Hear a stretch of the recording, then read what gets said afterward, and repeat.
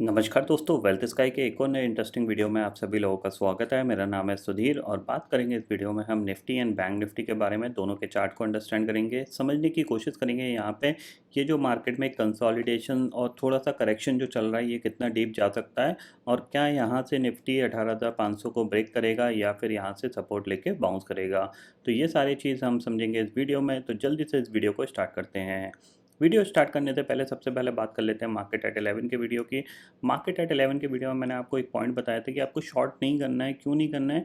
क्योंकि जो एक मेक और ब्रेक लेवल था वो 18,600 था और मैंने आपको क्लियरली बोला था कि ये जो मॉर्निंग की रेंज है इसी के बीच में मैक्सिमम टाइम ये गुजारने की कोशिश करेगा।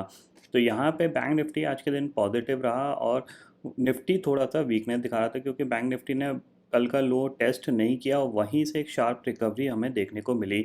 अगर देखा जाए तो इसने मैक्सिमम टाइम एक साइडवेज कंसोलिडेशन में ही रहा क्योंकि अगर आप देखोगे तो मैक्सिमम टाइम इसने इस रेंज के अंदर ही गुजारा है, उसके बाद जाके एक ब्रेकडाउन दिया। अब नॉर्मली इतनी देर ये एक रेंज में स्टक रहता है तो फिर मैं ट्रेड करना अवॉइड कर देता हूँ, फिर मैं पिक्चर देखने चला गया। तो जाहिर सी बात है कि क्योंकि मार्केट में कोई इंटरेस्ट था नहीं और अब इसमें कुछ मिल भी नहीं सकता अगर मैं यहाँ पे पूरे दिन लेके बैठूँ, क्या लेके बैठूँ। शॉर्ट मेरा करने का मन नहीं था क्योंकि बैंक निफ्टी प्लस मतलब पॉजिटिव बिहेव कर रहा था, निफ्टी नेगेटिव बिहेव कर रहा था। दोनों इंडेक्स अपोजिट डायरेक्शन में बिहेव कर रहे थे। तो जाहिर सी बात है मैं ना शॉर्ट कर सकता था ना बाय कर सकता था क्योंकि जाहिर सी बात है कोई ना कोई इंडेक्स किसी ना किसी को खींच लेगा वापस, फिर दिक्कत होगी। तो वो पॉइंट यहाँ पे इसलिए मैंने यहाँ पे फोकस नहीं किया। तो फिर मैंने आज का ट्रेडिंग सेशन अवॉइड कर दिया था। अब समझते हैं यहाँ पे कि मंडे का ट्रेडिंग सेशन हमारे लिए कैसा रह सकता है। तो सबसे पहली चीज़ देखो, ग्लोबल मार्केट में जो नैस्डैक के अंदर प्रॉफिट बुकिंग देखने को मिली थी परसों के ट्रेडिंग सेशन में, तो कल वो बाउंस बैक देखने को मिल गया था और आज डाउ थोड़ा सा 75 पॉइंट डाउ फ्यूचर नेगेटिव है। नैस्डैक फ्यूचर करीब करीब आपका फ्लैट है। यूरोपियन मार्केट भी कंसोलिडेशन कर रहे हैं, पिछले ऑलमोस्ट कहें कि कितने सारे ट्रेडिंग सेशन हो गए ये एक कंसोलिडेशन ही कर रहे हैं। अगर आपको डे चार्ट दिखाऊँ इनका, देखो दिख रहा है आपको क्लियरली। यहाँ पे एक ब्रेकआउट आया, यहाँ पे एक ब्रेकआउट आया, नया लाइफ टाइम हिट हुआ, उसके बाद प्रॉफिट बुकिंग आई और उसके बाद ये एक कंसोलिडेशन यहाँ पे करते हुए दिखाई दे रहे हैं। बट इम्पॉर्टेंट चीज़ ये है कि जो यूएस मार्केट में नैस्डैक है वो काफ़ी अच्छा ब्रेकआउट है और सस्टेनेबल है और हर एक डिप बाइंग में कन्वर्ट हो रही है। ये चीज़ क्लियरली यहाँ पे दिखाई दे रही है, ठीक है। तो हम ऐसा समझेंगे ग्लोबल मार्केट अभी भी स्टिल पॉजिटिव है, उसमें कोई नेगेटिव नहीं बना है और जब तक डाउ इस लेवल के नीचे नैस्डैक इस लेवल के नीचे नहीं जाता तब तक प्राइस एक्शन भी पॉजिटिव बना हुआ है। तो जाहिर सी बात है हम भी अपने मार्केट में सपोर्ट ढूंढने की कोशिश करेंगे। वो सपोर्ट कहाँ मिल सकता है उसको अंडरस्टैंड करते हैं। तो सबसे पहली चीज़ आती है ऑप्शन चेन डाटा में। अगर आप देखोगे, हाँ, दूसरा एक और इम्पॉर्टेंट अनाउंसमेंट है। आज काफ़ी ज़्यादा लोग मेरे को रिगार्डिंग द सेंसेक्स एक्सपायरी के बारे में पूछ रहे थे। देखो मैं सेंसेक्स को ट्रैक नहीं करता हूँ, मुझे नहीं पता उसके कहाँ मेजर सपोर्ट हैं, कहाँ रेजिस्टेंस हैं। बट मैंने मॉर्निंग में एक्सपायरी के लेवल उनके ऑप्शन देखे थे, तो एट द मनी ऑप्शन में भी काफ़ी ज़्यादा डिफरेंस था बिडिंग का, मतलब 4-4 5-5 रुपये का डिफरेंस था। तो थोड़ा सा आप अलर्ट रह के ही काम करिएगा उसके अंदर, वरना अदरवाइज़ आपको बड़े लॉसेस भी हो सकते हैं। ये चीज़ क्लियरली समझ लीजिए क्योंकि एट द मनी में भी अगर प्राइस डिफरेंस है तो जाहिर सी बात है लिक्विडिटी का इशू है उसमें अभी और वॉल्यूम बहुत कम है। तो उसकी वजह से आप हो सकता है ट्रैप हो जाओ या फिर आपको लॉसेस ज़्यादा हो क्योंकि जाहिर सी बात है अगर 3-3 4-4 रुपये का डिफरेंस होगा, आपने बाय किया, आपकी पोजीशन अगेंस्ट चली गई, वो ऑप्शन बहुत तेज़ी से डिके होगा, बढ़ेगा है नहीं तो फिर फ़ायदा कुछ है नहीं। तो इस चीज़ को आपको ध्यान में रखना है, ठीक है। अब चलते हैं निफ्टी के। सबसे पहले ऑप्शन चेन डाटा को देखते हैं। ऑप्शन चेन डाटा में हमें देखने को मिल रहा है कि 18,600 की कॉल पे 80 लाख का ओपन इंटरेस्ट है। 18,700 की कॉल पे करीब करीब 1,60,00,000 का ओपन इंटरेस्ट दिख रहा है। 18,700 की जो पुट है वहाँ पे अभी भी 68 लाख का ओपन इंटरेस्ट दिख रहा है। इसका मतलब क्या है? पुट राइटर्स अभी भी कॉन्फिडेंस है कि हाँ मार्केट कोई ज़्यादा डीप नहीं जाएगा, रिवर्स होकर ऊपर की तरफ आ जाएगा। 18,600 की जो पुट है वहाँ पे 61 लाख का ओपन इंटरेस्ट है। 18,500 की पुट पे आपको सिर्फ 49 लाख का ओपन इंटरेस्ट दिख रहा है। यानी देखा जाए तो 18,600 18,550 ये एक इम्पॉर्टेंट सपोर्ट एरिया है। अब इसको हम अंडरस्टैंड करते हैं चार्ट पे। अब देखो सबसे पहले मैं ये हटा देता हूँ, ठीक है।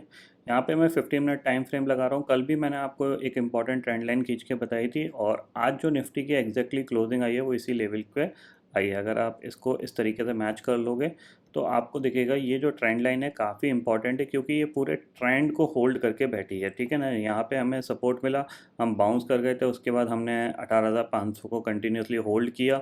18,500 हमारा होल्ड रहा, तो 18,500 को हमने ब्रेक नहीं किया है। तो इसका मतलब क्या है, 18,500 के नीचे आप वीकनेस ज़्यादा दिखा सकते हो। कहाँ तक दिखा सकते हो, 18,400 तक का। ये चीज़ आप क्लियरली ध्यान में रखिएगा। और 18,500 के नीचे अगर ये क्लोज देना स्टार्ट कर गया तो फिर आपका करेक्शन थोड़ा सा और डीप जा सकता है 18,250 तक का। तो ये इस ट्रेंड लाइन के आसपास है, बट मुझे लगता है ये इस ट्रेंड लाइन के आसपास यहाँ पे इसको सपोर्ट मिल जाएगा, यानी 18,520 18,500 इस लेवल पे इसको सपोर्ट मिल जाएगा और फिर ये बाउंस कर सकता है। ये चीज़ ध्यान में रखिएगा। 18,500 के नीचे ही एक्सट्रीमली बेयरिशनेस, मतलब जो एक कह सकते हैं जो शार्प सेलिंग होती है मार्केट में, वो 18,500 के नीचे ही जाने पे आएगी। तो 18,500 पे थोड़ा सा आप नज़र रख सकते हो। ठीक है, पॉजिटिव कहाँ हो, पॉजिटिव आप जाहिर सी बात है 18,650 के ऊपर आप पॉजिटिव हो। इवन 18,650 के इस लेवल के आसपास आप 18,640 के ऊपर आप पॉजिटिव हो। ये चीज़ ध्यान में रखना, इसके ऊपर सस्टेन करना स्टार्ट कर गए तो हम बाय करेंगे। पहला टारगेट हमारे पास है 18,724 का, और दूसरा टारगेट जाहिर सी बात है ये है। ठीक है, इतना समझ लीजिए। आपको इस ट्रेंड लाइन के आसपास इसने आज भी काफ़ी ज़्यादा टाइम पास किया था, क्योंकि इसको ब्रेक नहीं कर रहा था। तो ये इंपॉर्टेंट लेवल है, इतना आप ध्यान में रखिएगा। तो ये जो चैनल है नीचे का 18,532 से लेकर 18,500, ये आपके लिए एक इम्पॉर्टेंट सपोर्ट का काम करेगा। ये चीज़ आप क्लियरली समझ लीजिए। ठीक है, इतना समझ में आ गया आपको। वहीं अगर हम बैंक निफ्टी की बात करें तो देखो बैंक निफ्टी में भी एक इम्पॉर्टेंट ट्रेंड लाइन है, उस पर फोकस करते हैं। देखो 50 मिनट का टाइम फ्रेम है। अब यहाँ से एक बैंक निफ्टी में एक मूवमेंट बनना स्टार्ट हुआ था। ठीक है, तो ये सारे लो हम इस तरीके से मिला दिए हैं। तो आप देखोगे यहाँ पे कि इस ट्रेंड लाइन ने इस बैंक निफ्टी का जो ट्रेंड है उसको होल्ड करके रखा है, और आज के दिन में इसने ऑलमोस्ट इस ट्रेंड लाइन के आसपास ही क्लोजिंग दी है। तो हम इसको ब्रेकडाउन मान भी सकते हैं और नहीं भी मान सकते हैं, बट 44,000 के आसपास क्लोजिंग है। तो हमारे लिए जो इंपॉर्टेंट लेवल है वो उस पर आप ध्यान रखना। देखो आधे घंटे का टाइम फ्रेम लगाता हूँ मैं यहाँ पे। जो नीचे की तरफ जो इम्पोर्टेंट लेवल है वो है आपका ये 43,830। इसके नीचे अगर आप ट्रेड करना स्टार्ट किए तो फिर हम एक्सपेक्ट करेंगे ये ट्रेंड लाइन ब्रेक हो गई है, और फिर जो ट्रेंड है वो थोड़ा सा नेगेटिव साइड पे बनता हुआ दिखाई दे रहा है। फिर हम यहाँ पे शॉर्ट करके काम करेंगे। पहला टारगेट हमारे पास है 43,700 का, और 700 ब्रेक होता है तो नेक्स्ट टारगेट सीधा सीधा हमें आता है 43,500 का। ये चीज़ आप क्लियरली समझ लीजिए। ठीक है, इतना समझ में आ गया आपको। और ऊपर की तरफ अगर ये दोबारा से 44,250 के ऊपर निकलता है तो इस बार हो सकता है कि ये 44,500 को ब्रेक करके 44,750 की तरफ बढ़ सकता है। इतना आप क्लियरली समझ लीजिए। हो सकता है आपको थोड़ा सा करेक्शन यहाँ पे देखने को मिल जाए, क्योंकि देखो सिंपल सी चीज़ है। अगर आप डे चार्ट पे देखोगे तो बैंक निफ्टी काफ़ी दिन से एक बहुत ही नैरो रेंज में स्टक है। अराउंड 400 पॉइंट की हम रेंज बांध सकते हैं। अगर मैं ये सारी ट्रेंड लाइन हटा दूं तो आप देखोगे यहाँ पे लोअर साइड पे आपको ये एक पर्टिकुलर पॉइंट है। ठीक है, और हायर साइड पे आपका देखा जाए तो ये एक पर्टिकुलर पॉइंट है। इस रेंज के अंदर इसने मैक्सिमम कामकाज किया है। तो अगर ये नीचे की तरफ जाता है तो यहाँ पे एक बड़ी कैंडल बन सकती है। इतना आप क्लियरली ध्यान में रखिएगा। दूसरी चीज़ है, अगर यहाँ से अगर प्राइस एक्शन देखोगे तो ये ऊपर गया, फिर ये रिट्रेसमेंट, फिर ये पुल बैक, और फिर ये नीचे। तो जाहिर सी बात है ये जो लेवल है ना 43,800 का, ये एक एम पैटर्न का ब्रेकडाउन लेवल है। तो यहाँ से अगर ये ब्रेकडाउन होता है तो फिर ये डीप जा सकता है, 43,000 तक भी जा सकता है, या फिर इस लेवल तक तो आ ही सकता है जो कि 43,400 का है। ये चीज़ आप क्लियरली समझ लीजिए। ठीक है, ये चीज़ पॉइंट क्लियरली समझ में आ गया। ग्लोबल मार्केट की सिचुएशन मैं ऑलरेडी आपको बता चुका हूँ, ऐसी कोई ज़्यादा नेगेटिविटी नहीं है। ठीक ठाक से कामकाज कर रहे हैं। अब कोई बड़ा यहाँ पे अगर फॉल आता है तो हम एक्सपेक्ट कर सकते हैं कि यहाँ पे कोई डीप करेक्शन देखने को मिलेगा।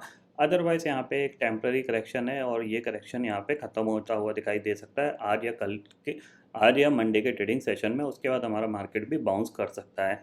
ठीक है, तो आई होप दोस्तों ये पर्टिकुलर डाटा आपको समझ में आ गया होगा। दोस्तों फिलहाल इस वीडियो में इतना ही है। आई होप ये वीडियो आपको पसंद आएगा। वीडियो पसंद आता है तो लाइक और शेयर ज़रूर करिएगा, और चैनल को जो सब्सक्राइब कर लीजिए, क्योंकि मैं सुधीर लेके आता रहूँगा हर दिन आपके लिए नए नए वीडियो। इसी के साथ शुक्रिया दोस्तों, जय हिंद।